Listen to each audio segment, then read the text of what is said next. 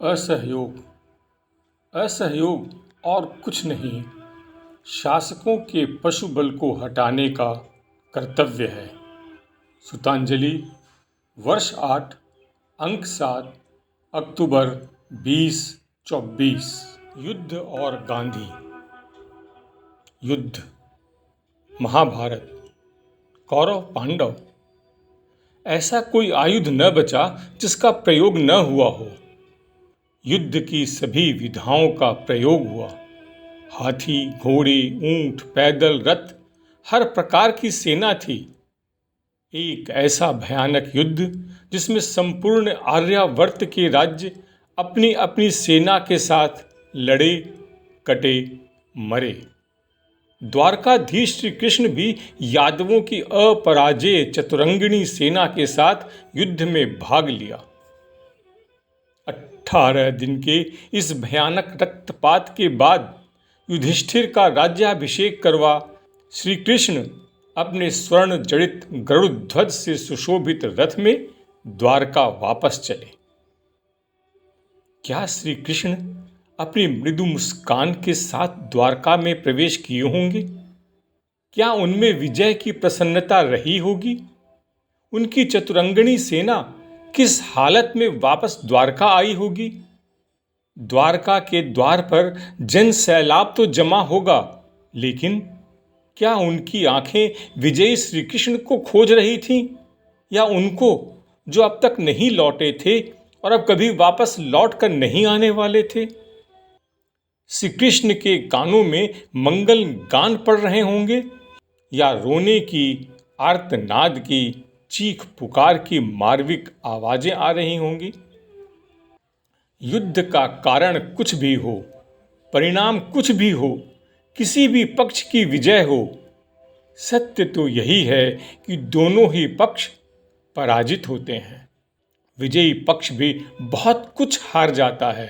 अपरिमित जन धन की क्षति होती है जिसकी पूर्ति असंभव है। दिल में लगने वाले घाव कभी नहीं भरते। जब द्वितीय विश्व युद्ध के बादल मंडरा रहे थे, देशों के बीच तनातनी चल रही थी, गांधी ने शांति बनाए रखने की गुजारिश की थी और युद्ध के अन्य विकल्पों पर कार्य करने की सलाह दी थी। लेकिन न हिटलर और न ही मित्र देशों को उनका सुझाव रुचा। उन्होंने अहिंसक प्रतिरोध करने का सुझाव दिया था। अहंकार में सराबोर दोनों ही पक्षों को यह नागवार लगा, यह तो आत्मसमर्पण है, अपमान है। 4 वर्षों तक चले इस प्रलयंकारी युद्ध का समापन अणु बम के विस्फोट से हुआ। युद्ध की समाप्ति के बाद विदेशी पत्रकारों का एक दल गांधी जी से मिलने यह बताने पहुंचा कि युद्ध में मित्र देशों की विजय हुई और हिटलर मारा गया। गांधी ने पूछा कि उस युद्ध में कुल कितने जन धन का नुकसान हुआ? पत्रकारों ने एक दूसरे को देख गांधी को संख्या बताई। यह अभी तक के अनुमानित आंकड़े हैं। गांधी का अगला सवाल था कि अगर उनकी बात मानी जाती तो नुकसान इससे कम होता या ज्यादा? कुछ देर की चुप्पी के बाद उत्तर आया, शायद इससे कम होता, लेकिन गांधी ने बीच में ही रोक दिया, और हिंसा पर अहिंसा का राज होता। अभी हिंसा पर हिंसा की ही विजय हुई है, इसके दूरगामी परिणाम होंगे। कालांतर में भविष्य में युद्ध रोकने के लिए बने वैश्विक संगठन शक्तिहीन हो गए। अनेक समझौते हुए, संयुक्त राष्ट्र संघ भी बना। विश्व 2 गुटों में विभक्त हो गया। हर समय कहीं न कहीं बम के गोले, टैंकों की गड़गड़ाहट, गोलियों की आवाज चलती ही रहती है। युद्ध थमने का नाम ही नहीं ले रहे। पूरा विश्व बारूद की ढेर पर है। कब कहाँ धमाका होगा पता नहीं। इन आमने सामने के युद्ध के अलावा गुमनाम और अब खुल्लम खुल्ला आतंकवाद के निरंतर युद्ध से पूरी दुनिया खौफ में है। यह मत सोचिए कि जब हम युद्ध की बात कर रहे हैं तब केवल 2 देशों के मध्य युद्ध की चर्चा कर रहे हैं। हर देश, कौम, जाति, धर्म और तो और हर इंसान भी दूसरे इंसान से युद्ध कर रहा है। जब तक यह नफरत की आग समाप्त नहीं होगी, युद्ध समाप्त नहीं होंगे। शांति का एकमात्र उपाय प्रेम, मोहब्बत, सौहार्द, सद्भावना ही है। असहयोग।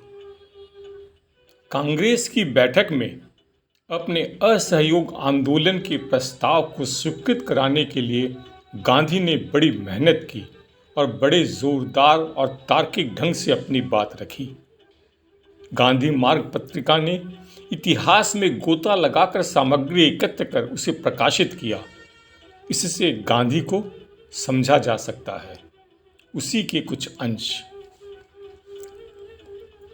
गांधी की इतनी छवियां गढ़ दी गई हैं कि गांधी कहीं खो गए हैं।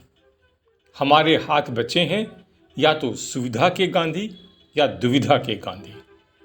गांधी इन दोनों से दूर, काल की दूरियों को पार कर हर उस जगह खड़े मिलते हैं जहां स्वतंत्रता, समता का संघर्ष है। उनके तर्कश में सत्य है तो सत्याग्रह भी है, सहमति की आतुरता है तो असहमति की दृढ़ता भी है, सबको साथ लेने का धीरज है तो सबको छोड़ अकेले निकल पड़ने की तीव्रता भी है। वे सबके साथ सब तरह का सहयोग करने को तत्पर मिलते हैं तो असहयोग का ब्रह्मास्त्र चलाकर सबको घुटनों पर भी ला देते हैं। यह योद्धा गांधी आज की जरूरत है।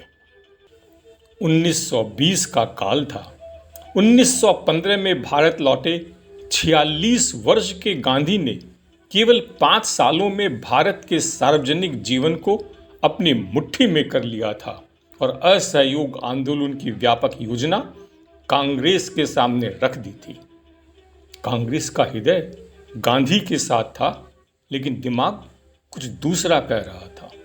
सर्वश्री विपिन चंद्र पाल, मोहम्मद अली जिन्ना, एनी बेसेंट, मदन मोहन मालवीय, जमुना दास द्वारकादास आदि सब ने गांधी के असहयोग से सहयोग करने से इनकार करते हुए उनके प्रस्ताव पर हर तरह की आपत्तियां उठाई थी।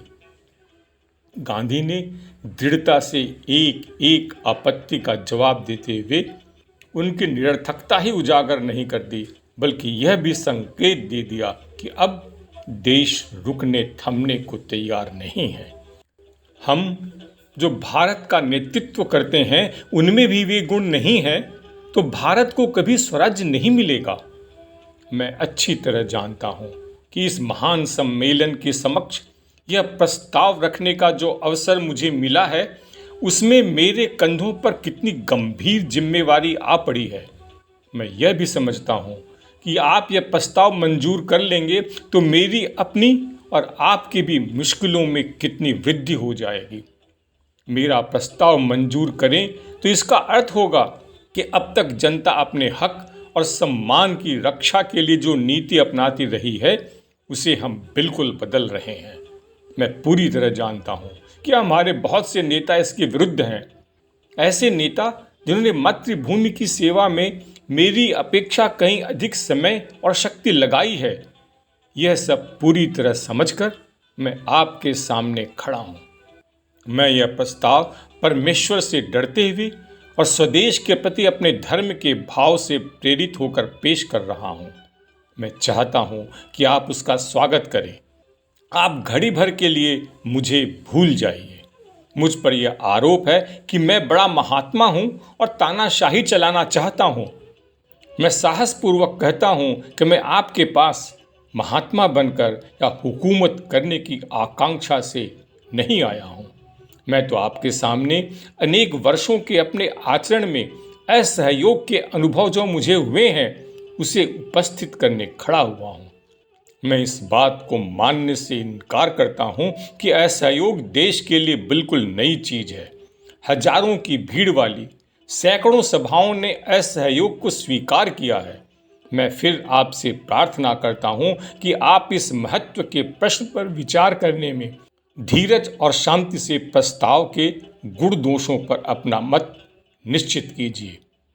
प्रस्ताव को महज मंजूर कर लेने से आप छूट नहीं जाएंगे। जो धारा जहां लागू होती हो वहां उस पर अमल शुरू कर देना पड़ेगा। मेरा अनुरोध है कि आप धीरज रखकर मेरा कहा सुनिए। तालियां भी न बजाइए और आवाज कशी भी मत कीजिए। तालियों से विचारों का प्रवाह रुकता है और आवाज कशी करने से बोलने और सुनने वालों के बीच जुड़ा हुआ तार टूट जाता है। असहयोग में तो अनुशासन और त्याग की साधना की बात है। विरोधी के मत को धीरज और शांति से समझ लेना असहयोग का लक्षण है। बिल्कुल ही विरुद्ध विचारों को भी सह लेने की वृत्ति जब तक हम पैदा नहीं कर लेंगे तब तक असहयोग असंभव है। क्रोध के वातावरण में असहयोग चल ही नहीं सकता। मैं कड़वे अनुभव से एक बहुत महत्वपूर्ण पाठ सीखा हूं कि क्रोध को दबा दिया जाए तो जैसे दबा कर रखी गई उष्णता में से शक्ति उत्पन्न होती है, वैसे ही संयम में रखे हुए क्रोध से ऐसा बल पैदा किया जा सकता है कि सारे संसार में हलचल मचा दे। हम मत विरोध के बावजूद एक दूसरे को सहन करना सीख लें तो इससे अधिक अनुशासन और क्या हो सकता है। मुझसे कहा गया है कि मैं तो बस विनाश का ही कार्य करता हूं। अपने प्रस्ताव से मैं देश के राजनीतिक जीवन में दरार डाल रहा हूं। कांग्रेस किसी खास दल की संस्था नहीं है। संख्या थोड़ी है, इसीलिए किसी दल को कांग्रेस छोड़कर जाने की जरूरत नहीं है। उन्हें समय पाकर देश के लिए अपना मत रुचिकर बनाकर अपना ही बहुमत बना लेने की आशा रखनी चाहिए। हाँ, कांग्रेस द्वारा निंदित किसी भी नीति को कांग्रेस के नाम से कोई अख्तियार नहीं कर सकता। आप मेरा ढंग नापसंद करेंगे तो मैं कहीं कांग्रेस छोड़कर नहीं चला जाऊंगा। आज मेरे विचारों का अल्पमत हो तो जब तक वह बदलकर बहुमत नहीं बन जाएगा तब तक मैं कांग्रेस को समझाता ही रहूंगा। पंजाब पर सितम ढाए गए और यह समझ लीजिए कि जिस दिन एक भी पंजाबी को पेट के बल चलना पड़ा उस दिन सारा भारत पेट के बल चला। यदि हम भारत की योग्य संतान हैं तो हमें यह कलंक का टीका मिटा ही डालना होगा। उन जुल्मों का न्याय कराने के लिए हम महीनों से जूझ रहे हैं, परंतु अभी तक हम ब्रिटिश सरकार को इस रास्ते पर नहीं ला सके। क्या लोग अब तक इतना सब कुछ सहने के बाद, इतना जोश और लगाव प्रकट करने के बाद केवल अपनी क्रोध की भावना का थोथा प्रदर्शन करके ही बैठे रहना पसंद करेंगे? अगर कांग्रेस अनिच्छुक अधिकारियों को न्याय कराने के लिए विवश नहीं कर पाती तो फिर वह अपने अस्तित्व की सार्थकता कैसे सिद्ध करेगी? अपने सम्मान की रक्षा कैसे होगी? और उनके खून से सने हाथों से कोई मेहरबानी स्वीकार करने से पहले यदि वह उनसे अपने किए पर पश्चाताप नहीं प्रकट करा पाती तो यह कैसे कहा जा सकता है कि उसने न्याय प्राप्त कर लिया या अपने सम्मान की रक्षा कर ली? इसी कारण मैं असहयोग की अपनी योजना आपके सामने रख रहा हूं। मैं यह आपसे इसलिए नहीं कहता हूं कि मुझे अपनी योजना का आग्रह है। मेरे कहने का मतलब यह है कि आप मेरी योजना को जब खूब विचार करके देख लेने पर दूसरी कोई योजना आपको इससे बढ़कर मालूम न हो तभी मंजूर कीजिए। मैं यह दावा करता हूं कि इस योजना को लोगों का काफ़ी समर्थन मिला है, लेकिन मैं आपसे फिर यह कहने की हिम्मत करता हूं कि इस पर अमल करें तो एक ही वर्ष में स्वराज्य ले सकते हैं। यह विराट समाज इस प्रस्ताव को केवल पास कर दे इतना ही काफ़ी नहीं है। देश की मौजूदा हालत को ध्यान में रखकर दिन दिन अधिक जोश के साथ लोग उस पर अमल करें तभी वह फलदायी हो सकता है। असहयोग के सिवा एक और मार्ग लोगों के सामने था और वह था तलवार उठाने का, परंतु भारत के पास इस समय तलवार नहीं है। यदि उसके पास तलवार होती तो मैं जानता हूं कि वह असहयोग की इस सलाह को सुनता तक नहीं। परंतु मैं तो आपको यह बता देना चाहता हूं कि आपकी अनिच्छुक शासकों के हाथों रक्तपात के मार्ग द्वारा जबरन न्याय प्राप्त करना चाहते हों तो उस मार्ग में भी आवश्यक अनुशासन और त्याग के बिना आपका काम नहीं चलेगा। मैंने आज तक नहीं सुना जिसमें कोई तालमेल न हो, ऐसी भीड़ ने कभी लड़ाई जीती हो। कवायदी सेना को लड़ाई जीतते मैंने और आपने भी देखा है। ब्रिटिश सरकार या यूरोप की सम्मिलित ताकत से लोहा लेना हो तो हमें अनुशासन और त्याग पैदा करना ही होगा। मैं लोगों को उस अनुशासन और त्याग की स्थिति में पहुंचा हुआ देखने का उत्सुक है। उस स्थिति को देखने को मैं उतावला हूं। बुद्धि बल में हम पिछड़े भी नहीं हैं, परंतु मैं देखता हूं कि राष्ट्रीय पैमाने पर अभी तक हम में त्याग और अनुशासन नहीं आया है। कौटुंबिक क्षेत्र में तो हमने अनुशासन और त्याग का जितना विकास किया है, उतना संसार के और किसी राष्ट्र ने नहीं किया। उसी वृत्ति को राष्ट्रीय व्यवहार में दिखाने का इस समय आपसे अनुरोध कर रहा हूं। अंततः कांग्रेस ने गांधी का असहयोग प्रस्ताव स्वीकार कर लिया था। चैनल को सब्सक्राइब करें, वीडियो को लाइक करें, परिचितों से शेयर करें, कमेंट्स देना न भूलें।